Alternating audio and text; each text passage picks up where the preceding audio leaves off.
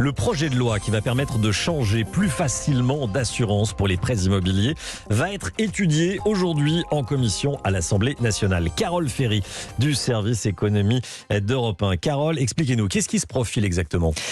Écoutez, c'est qu'on risque d'avoir une espèce de big bang des changements de banque parce que je suis à peu près sûre que si vous avez souscrit un prêt immobilier, vous avez pris l'assurance de votre banque. C'est souvent le plus simple, le plus fréquent, pas forcément le plus économique.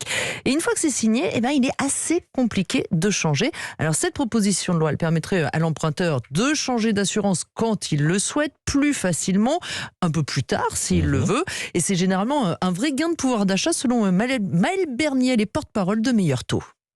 Si vous prenez un prêt sur 250 000 euros avec un taux de 1,10 sur 20 ans, une assurance, vous pouvez passer par exemple, dans un cas vous êtes à 83 euros par mois, dans l'autre cas vous êtes à 40 euros, donc pour la même assurance, à garantie équivalente, c'est très important de le dire.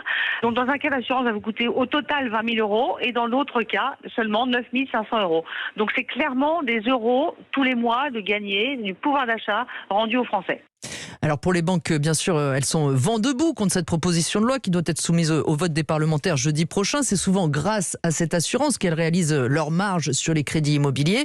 Une proposition soutenue toutefois par le gouvernement et qui, si elle est votée, entrera en vigueur l'an prochain. Merci beaucoup, Carole.